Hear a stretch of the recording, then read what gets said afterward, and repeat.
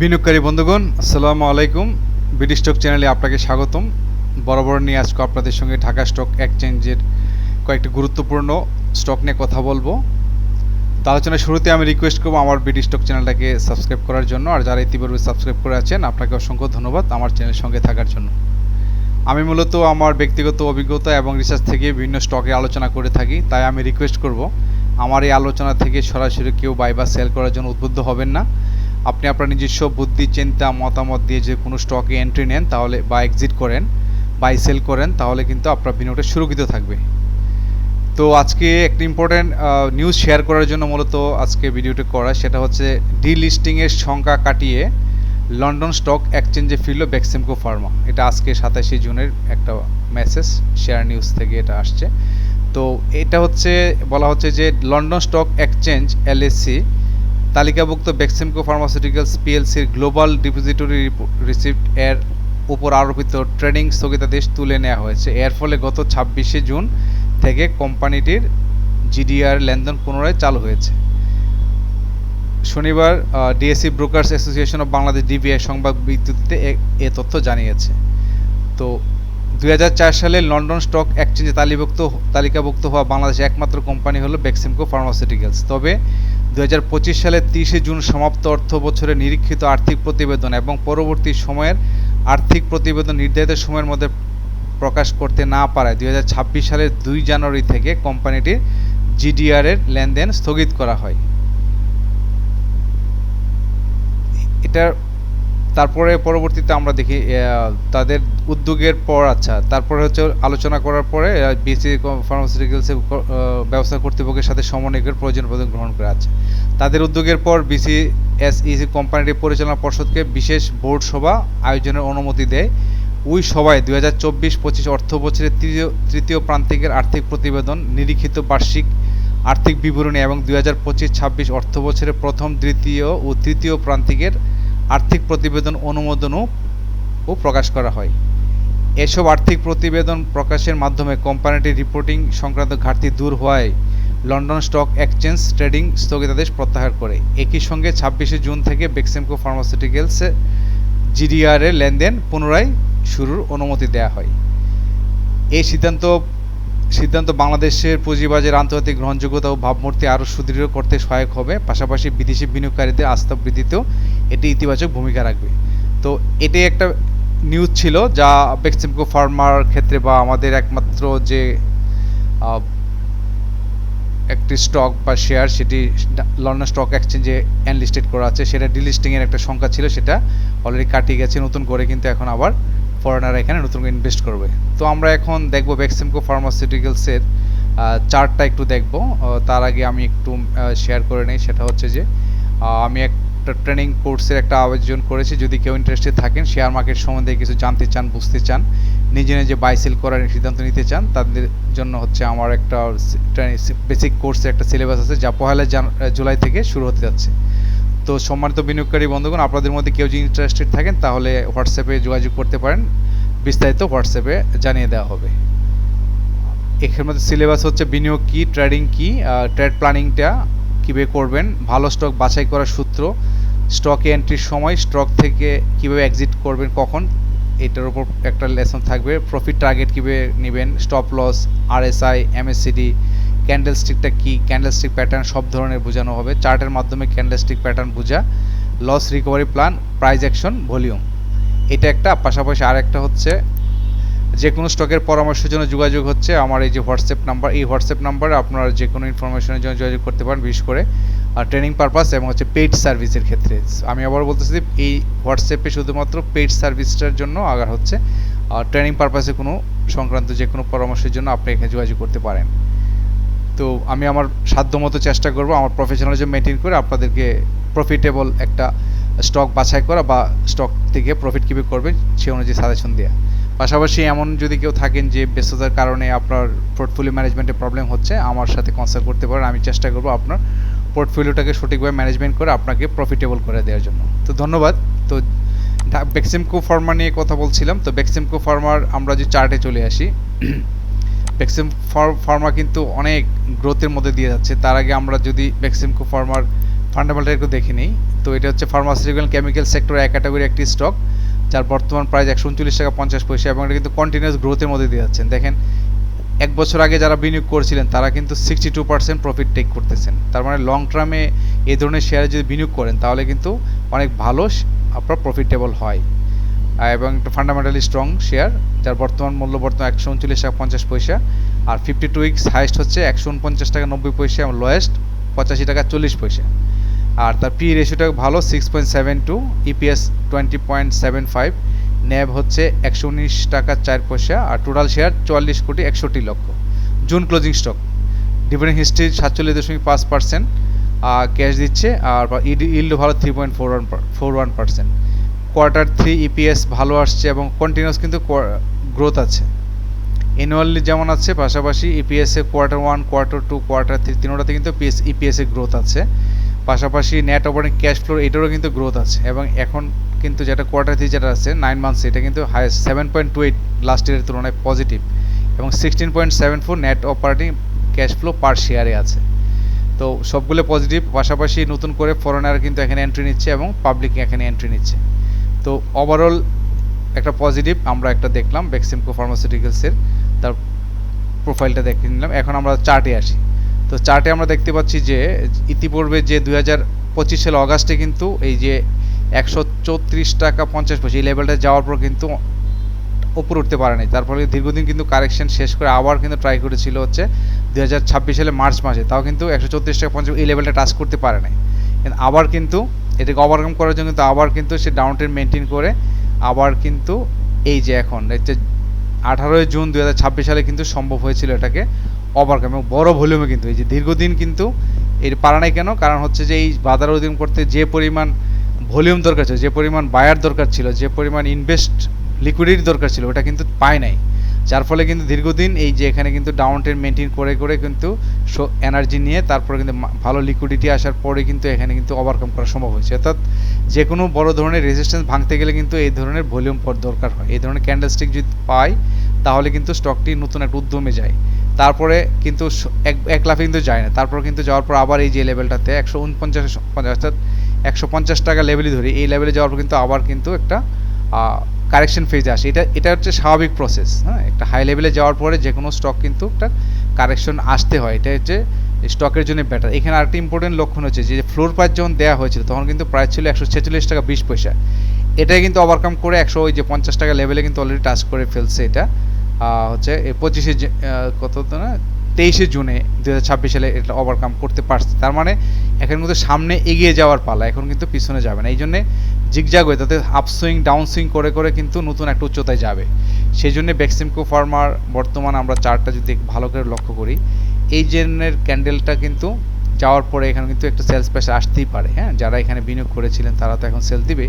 Ultimately একটা কিন্তু একটা ওভারহিটেড মার্কেট থেকে একটা স্ট্যান্ডার্ড একটা কিন্তু মার্কেটে চলে আসবে। আশা করা যাচ্ছে যে বর্তমান যে তার কারেকশন ফেজ এটা শেষ করে সাপোর্ট পেতে পারে 136 টাকা 80 পয়সা এই লেভেলটাতে, আর যদি এটাকে রেসপেক্ট না করে তাহলে 134 টাকা 50 পয়সা এই লেভেলে যাওয়ার সম্ভাবনা যথেষ্ট বেশি। তো যারা বেক্সিমকো ফার্মা নিয়ে আছেন দীর্ঘদিন ধরে, অথবা বেক্সিমকো ফার্মা দিয়ে নতুন করে ইনভেস্ট করতে চান, এটা কিন্তু এখন নতুন করে আবার আপট্রেন্ড করার প্ল্যান করতেছে, এবং সে কিন্তু আগের জায়গায় যাবে, কারণ এটাই তো নিয়ম। হ্যাঁ, এইভাবেই যাবে। আর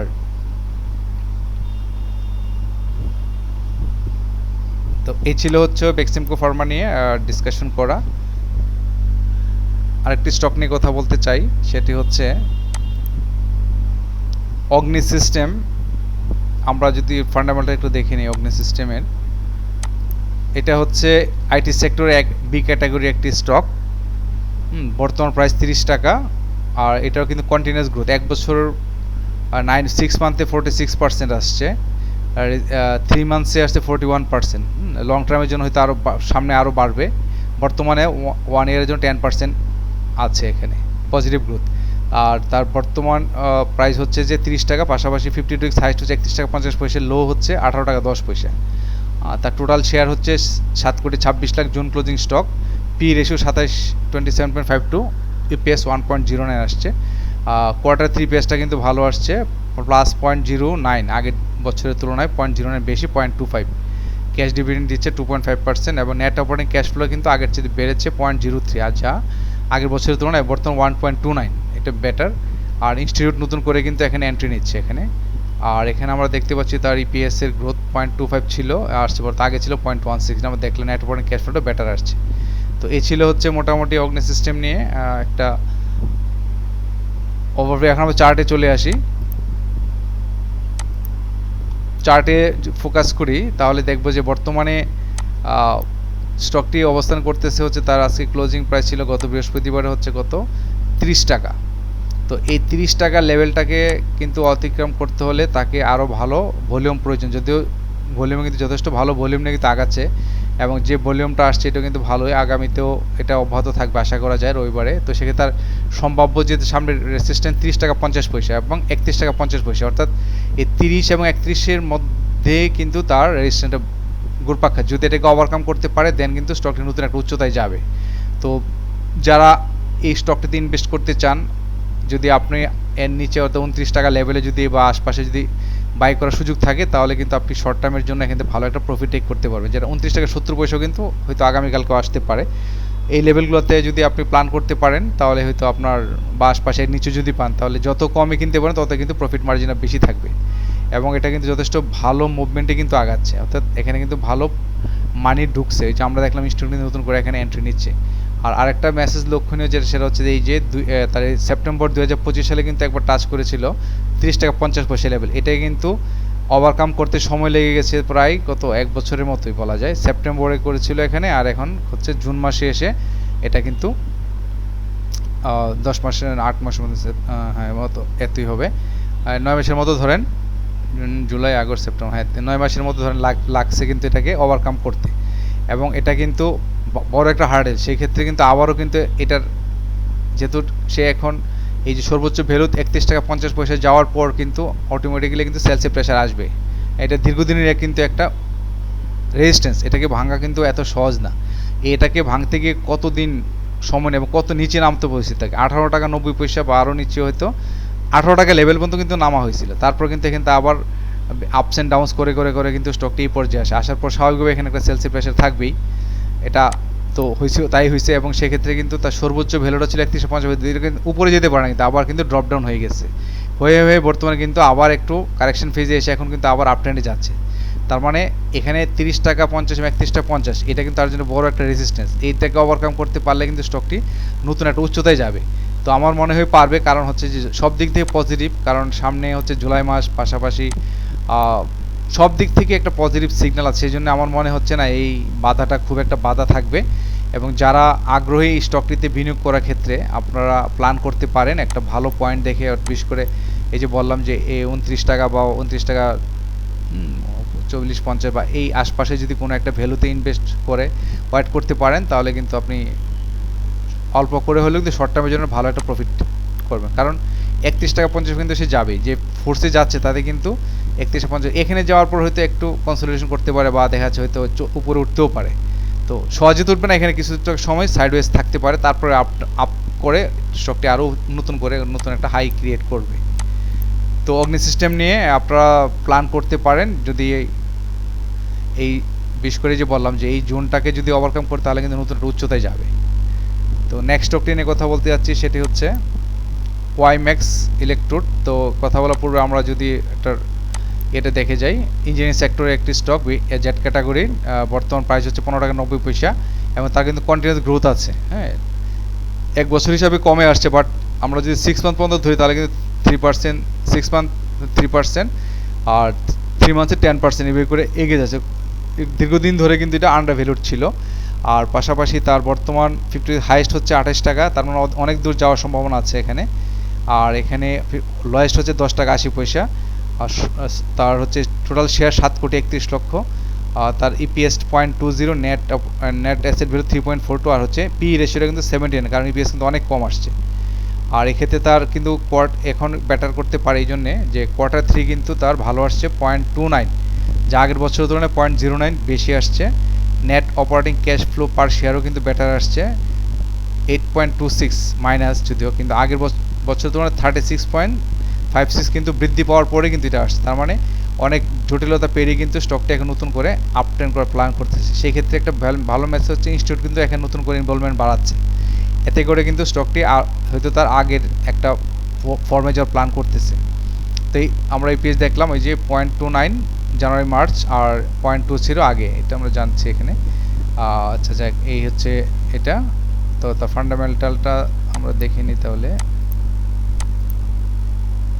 ফান্ডামেন্টাল যদি তাকাই, এটা হচ্ছে 73 crore paid up capital, market capital 116 কোটি 20 লাখ, অথরাইজ ক্যাপিটাল হচ্ছে 170 কোটি, আর লং টার্ম লোন হচ্ছে 3.6, আর শর্ট টার্ম হচ্ছে 157.9 crore, আর রিজার্ভ আছে -48, অ্যাক্টিভ ফর্মে আছে এটা।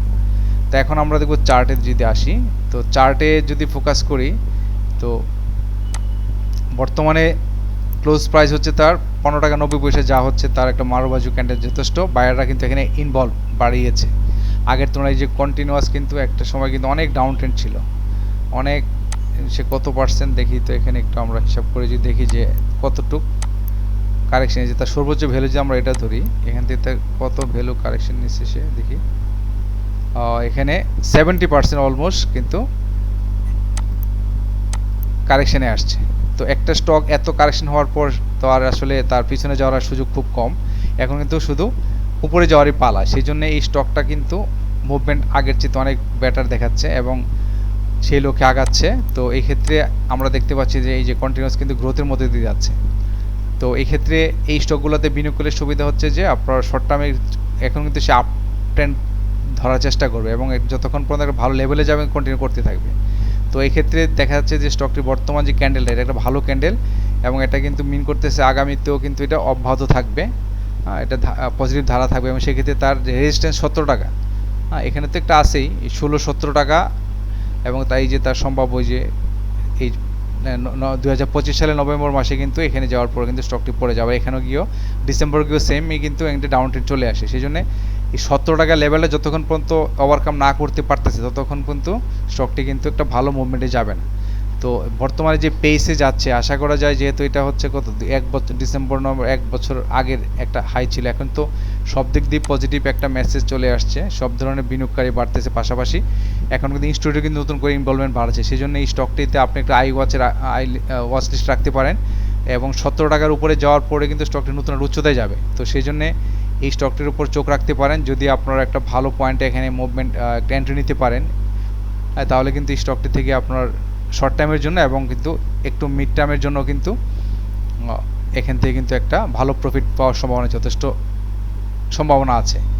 তো এই ছিল হচ্ছে ওয়াইমেক্স নিয়ে কথা বলা, একটু আপনাদের সাথে একটু শেয়ার করা, ওয়াচ লিস্ট রাখার জন্য কয়েকটি স্টক বা শেয়ার। তো আপনাদের বিনিয়োগ সুরক্ষিত থাকুক, নিশ্চয়ই আগামীতে নতুন কোনো স্টক নিয়ে আবারও কথা হবে। আপনাদের জন্য শুভকামনা, সবাই ভালো থাকবেন। আসসালামু আলাইকুম।